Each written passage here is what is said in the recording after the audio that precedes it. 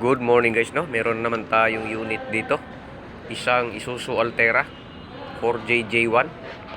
Dito makikita natin na wasak-wasak ang kanyang kalagayan. Ito guys ay galing nga pala to sa ibang service center, no? Pinull out dahil nakadalawang overhaul na sila. Pero walang nangyari. So ang sabi ay maingay daw yung makina. Hirap mapa-start at low power. So dito dinala guys sa atin. Pero hindi si CarrierWorks ang gumawa. So yan makikita nyo, bubunutin ang makina kasi sabi overhauling daw ulit. Pero dahil sa pinakahanapin natin ang tunay na problema nito, kaya ang gagawin natin dito guys ay bubuksan natin itong ating valve cover. Titignan natin ang kanyang timing. So dahil sa hindi man tayo padalos-dalos ng gawa hanggang wala tayong pruwebang nakikita, no? So dito mag-iimbestiga tayo guys, no? Tatanggalin natin yung tali. At dito ay bibilisan natin para mabuksan natin itong ating valve cover at masuri natin kung ano talaga ang nagiging problema. At ang dating mekaniko nito guys, no, yung doon sa parting Malbar ay galing daw abroad. So tignan natin ang gawang abroad. Samantala ang inyong CarrierWorks guys ay galing Bisaya, yan, no? Local na local. So dito tingnan na natin kung anong naging problema. So dito guys, kakabukas lang natin ay nakikita ko agad ang problema, no? So yan, yung butas na yan ay hindi tagos. Ibig sabihin, kinalas nila yung camshaft na walang lock na ginawang pang kontra para hindi umigkas yung ating timing, no? So dito susubukan natin, tusukin. Ayan, makikita nyo na hindi tumatagos yung butas at hindi pumapasok yung ating tornilyo. Ibig sabihin guys, ikinalas ng mekanikong galing abroad. Pero wala siyang assurance sa timing ng ating scissor gear. So dito makikita nyo ay tumama naman, no, sa main gear. Pero yung scissor gear niyan ay mali. Yung main gear ay iggas ng isang ngipin. At dito guys makikita natin yung comparison, no. So makikita dito sa ating cam lobe sa may kanan ay nakatutok sa baba. Habang naman yung exhaust natin ay medyo nakatingala ng kaunti, no. So yan guys, naglagay tayo ng marker. Yung kulay blue, yun ang masusunod dahil nandyan yung correct timing, no? Dito din sa kabila ay ganun din ang gagawin natin. So yung scissor gear ay hindi nag-lock doon sa isang main gear, kaya umaandar siya. Hirap naman umandar, umi-start, pero maingay kasi yung gear ay may play at walang dumedepensa, no? At dito guys ay siyempre tatanggalin natin yung ating mga camshaft para mano-mano nating i-reset yung ating correct timing. Tag-iisang ngipin lang yun guys, no? Pero napakahalaga sa isang ngipin. Kasi pag yan umiggas ng isang ngipin ay talagang hindi titino talagang andar, no? At dito guys, no, natanggalan natin yung ating camshaft. So ang pagkaka-timing nila guys is ganyan, no? Yan, makikita nyo sa ating marker yung kulay blue ng scissor gear at ang kanyang camshaft gear. So bale, yung kulay asol ay yan ang susunod dahil yan ang ating alam na correct timing at tumatama doon sa butas sa kabila. At dito naman ay ganoon din ang gagawin natin. So tigi-isang ngipin guys, no, ang pagitan. So ito ay itatama din natin diyan sa asol. At dito sa kabila ay ganoon din ang gagawin natin, no. So dito guys, ayan, ikinabit na natin yung ating camshaft ng intake. So ayan, may pin lock tayong nilagay diyan. So makikita nyo na hindi pa siya. So dahil maluwag pa ang ating camshaft, so kaya makikita nyo na hindi pa siya dugtong guys, no. So dito ay hahapitan natin paunti-unti, pabalance na hapit. Hindi naman pwede nating biglayin guys, no. So dito ay iniisa natin yung ating paghahapit upang lumapat yung camshaft sa main gear na galing crankshaft. So makikita nyo yan guys, pag nahapitan natin lahat yan ay magdudugtong na yung dalawang kulay blue na linya. So ibig sabihin yan guys ay nakuha na yung tamang timing set, no? So yan, mapapansin nyo na tumatapat na yung ating marking doon sa scissor gear, no? So dito, ayan, makikita natin na tumapat na yung blue at saka yung pin lock na nilagay natin ay malambot na, no? So ayan, ibig sabihin guys ay nag-lock na po yung ating scissor gear doon sa main gear. So makikita nyo yung butas ay tagusan na sa kabila. So dito naman tayo sa exhaust camshaft. Ganun din ang gagawin natin, pero papakita ko sa inyo. Ayan, naikabit na natin. So ayan yung marking natin, no? Hindi pa talaga totally tapat doon sa ating ginawang mark. So dito ang gagawin natin ay dadahan-dahanin lang natin ang paghapit para maging balanse hanggang sa magtapat yung dalawang marking. So pag yan guys ay nagtapat na, ay ibig sabihin nakuha na rin natin yung exact timing ng ating exhaust camshaft, no? Dito natin makikita guys ang gawa ng galing abroad. Ewan ko kung totoo nga ba. At ang carry works nyo na galing Bisaya, ni hindi ba lang nahirapan, no? Pagbukas pa lang ng valve cover ay doon bumungad sa ating harapan na nakikita agad natin na kung anong mali. Kaya hindi natin siya tinuluyang i-overhaul. So ang ginawa natin ay nag-imbestiga tayo. Dahil sa naawa din tayo sa may-ari na makailang gastos na rin. So dito guys, no? Ayan, tumapat na nga yung ating marking. At dito bubunutin na natin itong ating pin lock na ginawa. So ayan, tagusan na yan.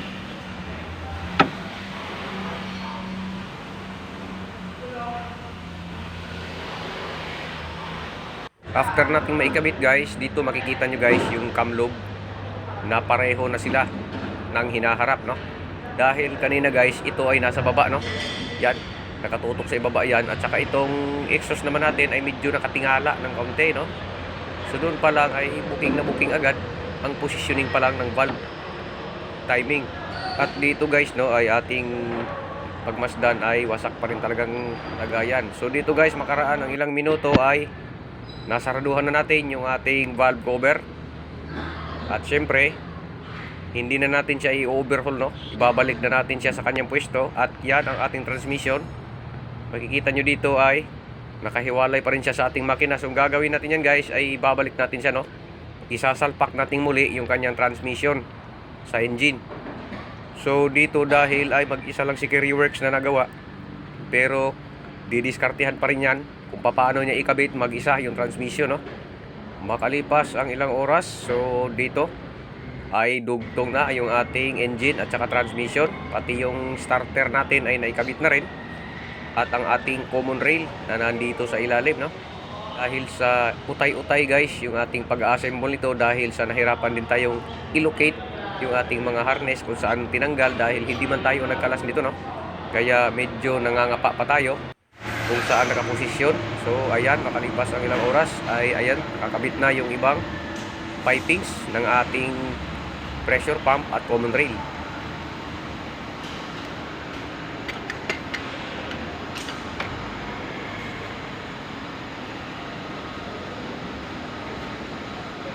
At dito ay ikakabit na natin yung ating mga fuel lights from common rail papunta po sa ating injector. So ito sila guys, na ayan, kapain na naman ni Carry Works kung saan yan nakalagay, hanggang sa matsambahan natin kung saan yan nakaposisyon. At yan, dyan natin ipapasok yan, no? Kasi yung injector natin ng 4JJ1 ay nasa loob ng ating cylinder head. At dito guys ay nalilito tayo dyan sa harness na yan kung ba't yan ay nasa likod, no?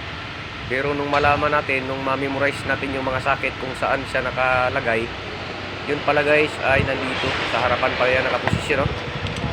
So dito pala ang bracket na yan. Yan, sa harap lang pala yan guys.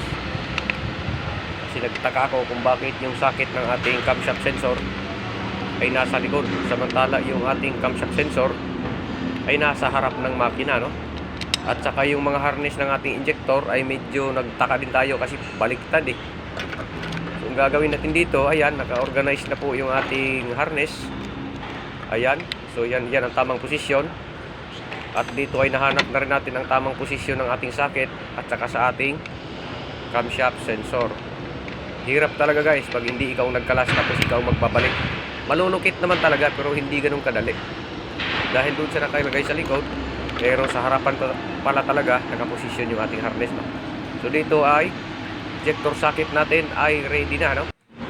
At dito makalipas lang ang ilang minuto, ayan, kompleto na yan guys, no? Nakakabit na lahat, pati air cleaner at saka turbo. At dito, titestingin na natin. Start!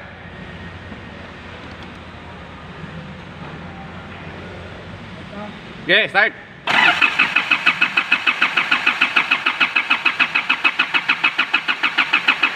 Whoop. Start. Oh.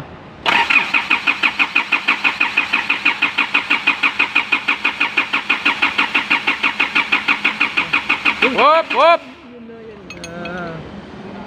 Yan Umabot na sa taas. Bulit malakas na kasang amor. Okay, Okay. start.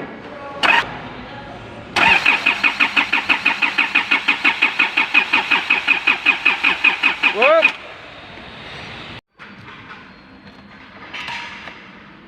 At dito guys, no, hindi pa rin natin siya mapaandar agad dahil sa tingin ko ay meron pa siyang ibang problema, no. So ang gagawin natin ay gamitan natin ng ating mahiwagang pantawas, no, para malaman natin kung anong naging history sa sasakyang ito.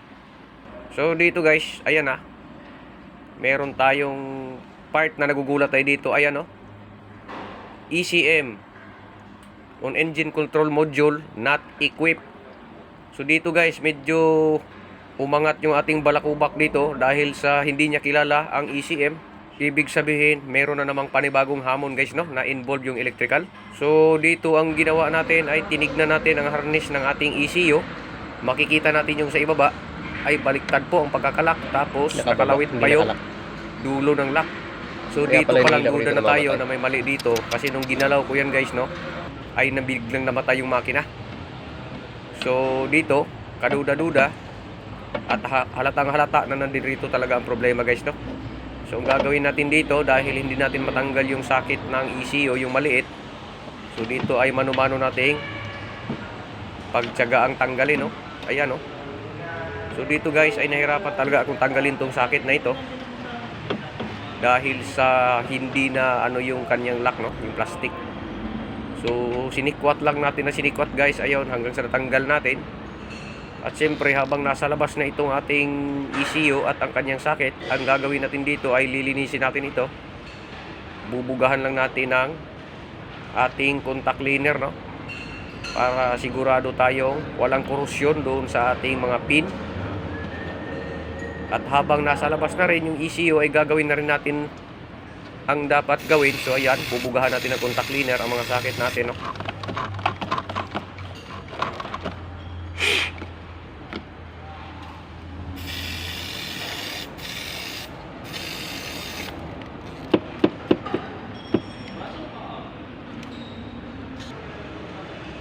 So yun, matapos nating linisin yung mga sakit, so dito ibabalik na natin tong ating sakit nung maliit. So makalipas ang ilang minuto ay eto na, ibabalik na natin yung malaking sakit ng ECU. Nang sa ganun ay malaman natin kung kilala pa, hindi pa ba niya kilala yung ECU, no. So doon pa lang guys ay nakakaalarma agad yung problema. Ibig sabihin, hindi lang timing ang problema. So dito tayo ngayon, itatawas natin muli. Titignan natin yung fault code, kung yun ay nandun pa ba, at susubukan nating burahin yung fault code. So dito ay hanapin lang natin yung Isuzu, dahil Isuzu naman talaga ito. At maghintay tayo kung ano ang naging resulta. Makalipas ang ilang minuto, ang nangyari,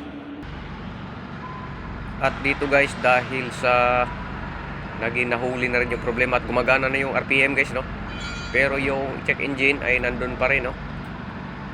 So dito tayo sa labas, tingnan natin yung tulog ng makina. At dito susubukan natin guys, galawin yung wire kung ang makina ay mamamatay pa, no. Susubukan natin kung talagang gumamit yung ating sakit. So dahil doon ay hindi na namatay yung makina, so carry works, pasok. So yun guys, no, matapos nating i-delete yung code, hindi ko lang na-i-video kanina, gawa ng medyo may tiningnan tayo, no, about sa ORCR. Naghanap tayo kaya hindi natin na-i-video. So ayan guys, nawala na yung check engine, no. Dinilit lang natin yung code na naglabasan dahil doon sa previous na ginawa. So ayan, tetestingin natin ulit.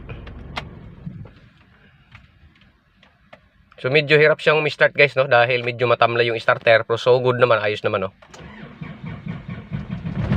Yun. So no more check engine. Tsaka guys, yung RPM nga pala guys, no, nagana na, kanina wala. Tsaka testingin natin guys kung low power pa ba.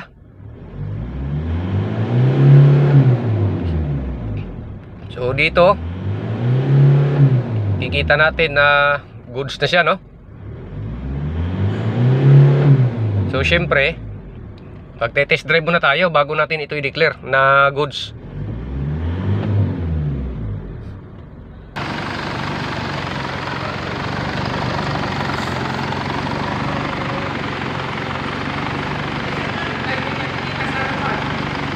Makalipas ang ilang oras ay nilabas na nga ni Carryworks yung ating Isuzu Altera na hindi maayos-ayos nung galing abroad na mekaniko.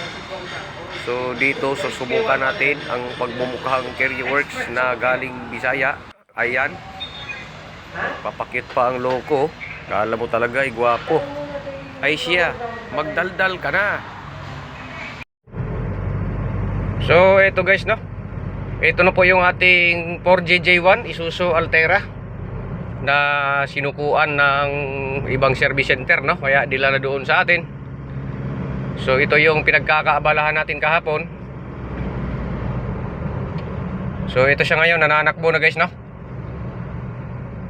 Kasi ayon doon sa mga nakakakilala at saka yung unang contact doon sa may-ari, yun daw ang gumawa nito guys ay galing abroad, no? Di ko alam kung totoo, kung galing nga ba talagang abroad, no? Dahil sa makikita natin yung pagkakakabit niya ng timing ay hindi talaga eksperensyado. Dahil sa napaka-basic lang naman sana ng trouble na ito, pero hindi niya pa magawa, no? So kaya mahirap paniwalaan na galing abroad. So yun lang pala ang katapat nito ay galing Bisaya lang pala guys, no? Si Carryworks galing Bisaya, tubong Mindanao, laking Visayas pero maliit na mong tao. So guys, na yung ating ginawa, no, te-testing natin ngayon kung magkaka-error pa ba, kung hindi na. So yun guys, no, andito na tayo sa Cuenca, Batangas. So update tayo sa ating Altera. Ayan, makikita nyo na normal ang temperature at saka walang check engine. So same power lang guys, no, hindi nagbabago. Ayan. So malayo-layo pa yung ating tatakbuhin nito. So ang minomonitor lang natin ngayon guys is yung check engine at saka yung temperature, no. Dapat maging ganyan, normal. So ito guys, andito na naman tayo sa Alitagtag, Batangas. So far so good.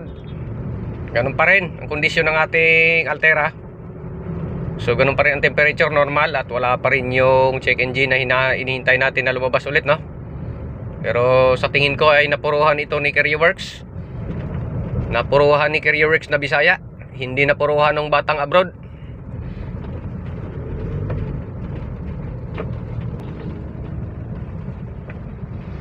So dito guys, kakaliwa tayo, no, kasi ang punta natin San Jose.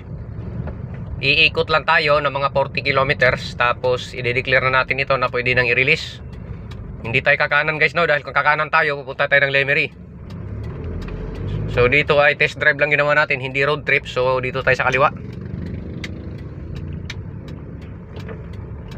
So ayan, para makompleto lang natin yung ating test drive at observation sa ating ginawang Isuzu 4JJ1. So dito na tayo guys, no, sa Barangay Banay-Banay. Sus, ano nangyari dito? Nasunog yung truck. Ayan, nasunog. Naku. So ayan guys, no, update. May nadaanan na tayo aksidente. So dito, pabalik na tayo sa ating home base. Tayo nakapagtala na ng 33.9 kilometers. So far so good. Same pa rin yung temperature gauge natin at nananatili pa rin malinis yung ating dashboard at walang check engine. So dito pa lang guys ay naaamoy na natin ang tagumpay. So medyo nakachamba na naman ulit si Carryworks. So sana guys, nakatulong po ang video ito, lalong-lalo na doon sa mga baguhang nagmemekaniko. So sundan nyo lang video natin at wala man tayong tinatago. Sana makatulong sa inyo, no. pagdating sa ganitong troubleshooting. So hanggang dito na lang guys yung ating video. So ayan, okay naman yung ating gawa. So tatapusin ko na po. Hanggang dito na lang po. Salamat po muli sa inyong panonood. Muli po inyong lingkod, Carryworks Babu.